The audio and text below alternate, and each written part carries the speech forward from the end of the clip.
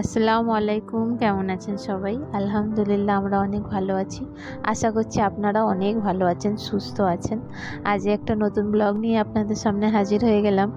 চলুন আজকে একটু বেরিয়ে পড়েছি বাচ্চাদের নিয়ে একটু ঘুরতে বাইরে।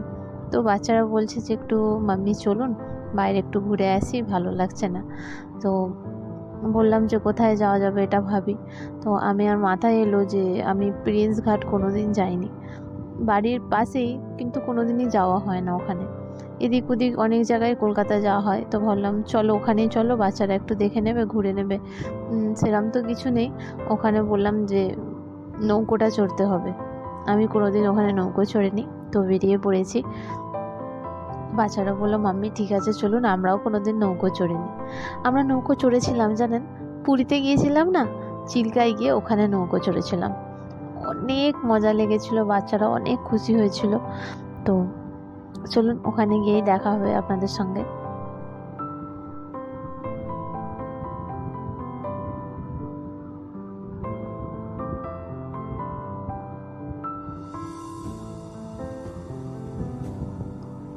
রাস্তাঘাট কত সুন্দর লাগছে দেখুন তো।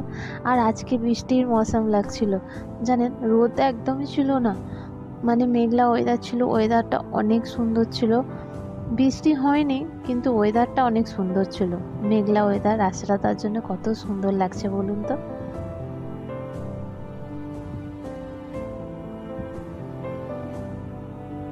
চলুন প্রায় আমরা চলেই এসেছি, ব্রিজ থেকে নেমেই আমরা প্রিন্স ঘাট ঢুকবো।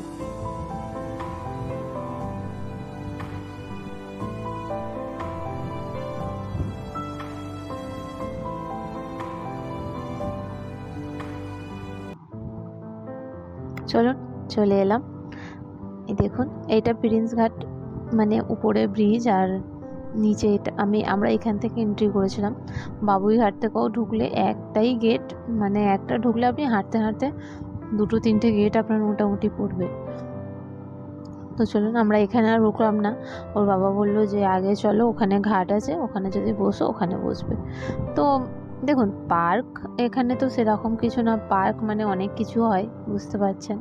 তো আমরা এই দিকটায় বসিনি, আমাকে ভালো লাগছে না। এদিকটায় অনেক রকম অনেক কিছু, অনেক মানে মানে অনেক রকমের মানুষজন ছিল ওখানে। তো বাচ্চাদের নিয়ে ওখানটায় আমাকে ঠিক লাগলো না, তো আমি এখানটায় চলে এলাম। দেখুন তো কত সুন্দর লাগছে ব্রিজটা এখান থেকে। একটু আগে ব্রিজের উপরে ছিলাম, আবার 10-15 মিনিট পর ব্রিজের নিচে আমরা। বলুন কত সুন্দর লাগছে এখানে, ওয়েদারটা এত সুন্দর লাগছে। আমি বললাম এখানটা একটু বসি, ওর বাবা বসতে দিল না জানেন, বললো আগে চলো, আগে আরও দুটো তিনটে ঘাট পড়বে। আমি তো কোনোদিন আসিনি যেহেতু, তো বললাম ঠিক আছে চলো দেখি আগে কোথাও।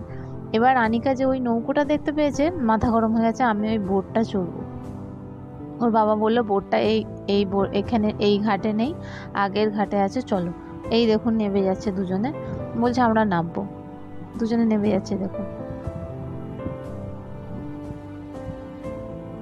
ওর বাবা ডেকে নিয়ে চলে এলো, বলছে চলে এসো, আগের আগের ঘাটে আছে নৌকোটা, ওখান থেকেই নিতে হবে, এখানে ওরা থামবে না, ওরা তো চলে যাচ্ছে এখান দিয়ে। আমি তো কোনোদিনই আসিনি, আমি জানি না, আমাকে নিয়ে যাচ্ছি। মানে এখানটায় কোনোদিন আসা হয় না, সেরকম কিছু নেই, জাস্ট বসে একটু টাইম পাস, সেরকম কিছুই নেই এখানে, জাস্ট বসে টাইম পাস করার জায়গা, আর কিছু না। সব মানুষই বসে জাস্ট টাইম পাস করছে, এটাই দেখলাম। তো বাচ্চারা জাস্ট এখানে শুধু বাচ্চাদের জন্য এসেছি, যে ওদের বোটটা চড়াতে হবে। আর আমিও ভাবলাম যে চলো আমিও কোনোদিন চড়িনি। এই দেখুন দুজনে ফটো তুলবো বলে পোজ দিচ্ছে।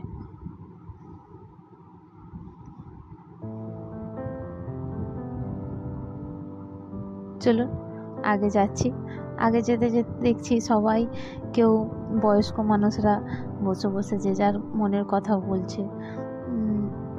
মানে সব ধরনেরই মানুষ আছে এখানে। এই দেখুন এই ঘাটেই বোটগুলো আছে, এখান থেকে বুক করে আপনাকে যেতে হবে। ওর বাবাকে বললাম গিয়ে জিজ্ঞেস করো বুকিংটা কত নেবে। তো ওরা বললো যে একটা বোট 400 টাকা করে লাগবে। তাই আমি বললাম রেটটা 400 টাকায় 15 থেকে 20 মিনিট। ওরা বলছে আধা ঘন্টা 1 ঘন্টা, কিন্তু একটু একটা রাউন্ড ঘোরাচ্ছে, এটা আমি দেখেছি। তো অতক্ষণ আধা ঘন্টা তো 1 ঘন্টা তো মোটেই হবে না। যাক, তবুও বাচ্চারা তো জেদ করছে। আমি বলছি দামটা অনেকই বেশি না, তো যাক ফিক্সড প্রাইস, মানে সবাই যাচ্ছে তো আমাকে আর কমাবে না। তো বাবা বললো চলো 400 টাকায় একটা বোট। এই দেখুন, আমার তো উঠতে অনেক ভয় লাগছিল জানেন। বাচ্চারা ঠিক উঠে গেল, আমি তো ভাবছি আনিকা ভয় করবে। বাচ্চাদের বলছি ওরা তো সুইমিং কেউ জানে না, আমি নিজেও জানি না জানেন। সবাই হাসবে বন্ধুরা যে আমি নিজে সুইমিং জানি না, আমার বাচ্চারাও জানে না। তো ওদের বললাম তোমরা লাইফ জ্যাকেটটা পরে নাও। আমি নিজেও পরে নিয়েছি, আমি তো জানিই না। আমি একবার সুইমিং পুলে ডুবে গেছিলাম জানেন, সে ঘটনা আপনাদের সঙ্গে অবশ্যই একদিন শেয়ার করব। তখন অনেক ছোট ছিলাম, যাক সেটা অবশ্যই আমি একদিন শেয়ার করব আপনাদের সঙ্গে। এখন শুধু ওয়েদারটা দেখুন, এত ভালো লাগছিল বন্ধুরা, মানে বলে বোঝাতে পারবো না আপনাদের। যতটা ক্যামেরায় সুন্দর লাগছে তার দ্বিগুণ সুন্দর আমাকে রিয়েলিটিতে লাগছিল। ঠিক আছে, তো আনিকা ভেরি এক্সাইটেড আনিকা। আমি ভাবছিলাম যে ও প্রচুর ভয় করবে, কিন্তু যত বড় হচ্ছে আনিকা সেই ভয়টা আর মোটামুটি করে না খুবও একটা। মানে ও মানে আস্তে আস্তে সাহসটা আনতে অনেকটাই শিখেছে। জাস্ট যাক ভালো, আল্লাহর রহমতে একটু সাহস থাকা ভালো। কেন অনেক ভীতু মানুষদের না মানুষ একটু চেপে ধরে জানেন তো, যারা সাহস করে আগে বাড়ে তাদের জন্য অনেক ভালো। যাক, আমার বাচ্চাদের জন্য অবশ্যই আপনারা দোয়া রাখবেন, দুজনে যেন সাহস করে এইভাবে দুনিয়ায় আগে বাড়তে পারে। কত কি দুনিয়ায় ঝড় আসবে বলুন তো, বাচ্চাদের সাহস করে লড়তে হবে বলুন তো। এই দেখুন ওরা এত খুশি। আনিকা আনিকা প্রচুর খুশি। তবে হ্যাঁ, বোটটা অনেক স্লো ছিল, অনেক জোরে ওরা চালাচ্ছিল না। ওতে বোটে তো কোনো মোটর সিস্টেম ছিল না যে অনেক জোরে যাবে। তো ওরা হাত দিয়েই, মানে ওই নৌকোর ডাঁড়টা দিয়েই ওরা বেয়ে নিয়ে যাচ্ছিলো। এই দেখুন ব্রিজের নিচে চলে এসেছি, দেখছেন? ব্রিজের নিচে থেকে এদিক থেকে রাউন্ড করে নিয়ে চলে যাবে। মাঝে বরাবর তো ওরা যাবে না, মানে মানে ধরে নিন না ধার আড়া দিয়েই যাচ্ছে, মাঝ বরাবর তো কোনোদিনই যাবে না। এত ছোট নৌকো মাঝ বরাবর গেলে বাবা, উল্টে গেলে সুইমিং তো জানি না। দেখুন হাওড়া ব্রিজটা কত সুন্দর লাগছে বন্ধুরা।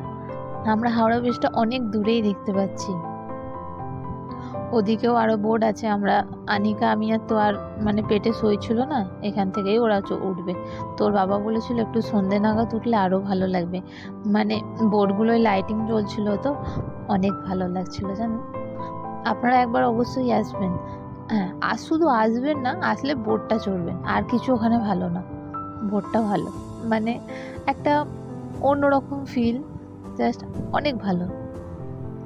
আমি এখানে জলে হাত দিতে যাচ্ছিলাম, ওর বাবা বলছে ফোন পড়ে যাবে।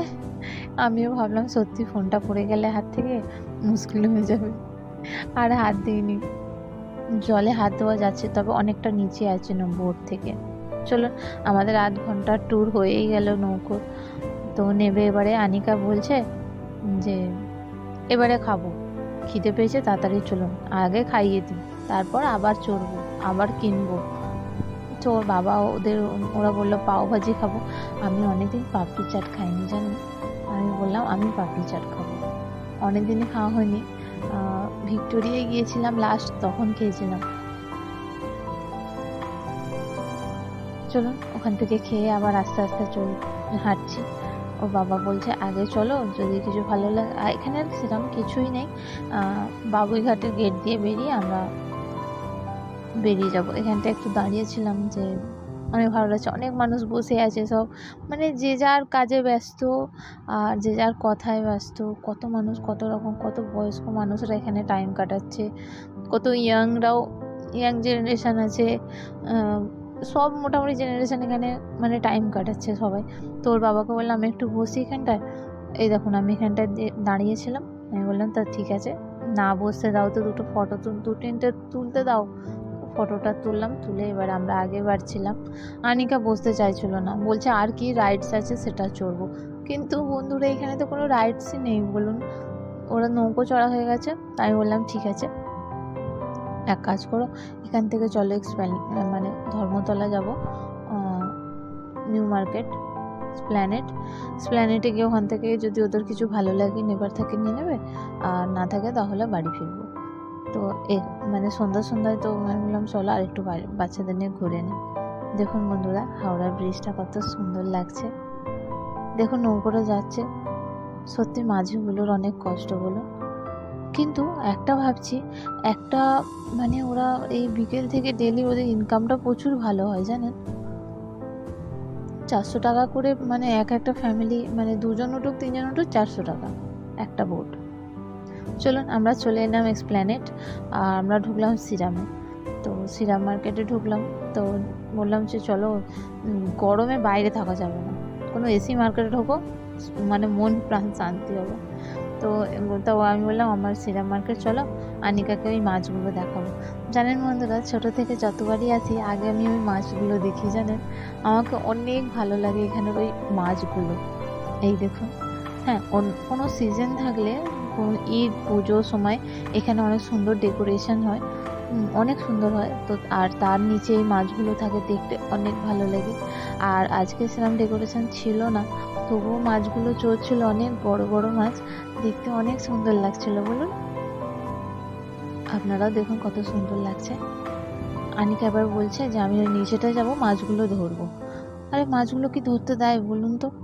আমি বললাম চলো চলো, এদিক ওদিক ঘুরছি, ওই দেখুন দেখাচ্ছে, বলছে মাছগুলো ধরবো।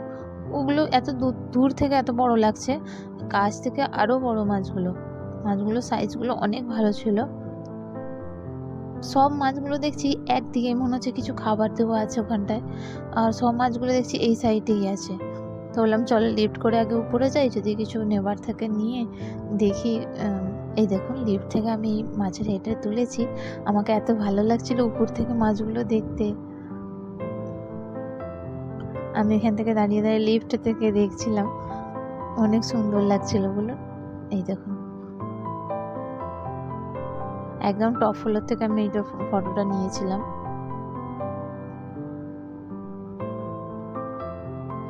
চলুন, টপ ফ্লোর আমাকে সেরকম কিছু চোখে লাগলো না, তো আমরা নিচে নেমে গেলাম। নিচে নেমে ওকে বললাম আমি তোমাকে কাছ থেকে দেখাবো, তাহলে হ্যাপি তো? বলছে হ্যাঁ, আমাকে কাছ থেকে মাছগুলোকে দেখান। এবার মাছগুলো দেখে বলছে এ দেখুন নিচে চলে এসেছি, মাছগুলোকে কাছ থেকে দেখাবো আপনাদের, দাঁড়া। এই দেখুন কত বড় বড় সাইজ বলুন বন্ধুরা, অনেক সুন্দর লাগছিল। কোনো ডিপ কালার মাঝে, মানে অরেঞ্জ ব্লু, মানে অরেঞ্জ ডিপ কালার হয়, অরেঞ্জ কালারটা কত সুন্দর লাগে, সেরকম না, লাইট অরেঞ্জ, তবে মাছগুলোর সাইজ অনেক অনেক বড় ছিল। আমি ছোটোবেলা থেকে যখন এখানে আসতাম শ্রীরাম মার্কেটে, আগে মাছগুলো দেখতাম, আর আমারও এখনও সেই একই নেশা, মাছগুলো দেখবো। যাক চলুন, আমরা তাহলে ভিডিওটা এখানেই শেষ করছি। জানেন আমার ফোনে চার্জ ছিল না, তো এখানেই শেষ করছি। আল্লাহ হাফেজ, পরের ব্লগে দেখা হবে।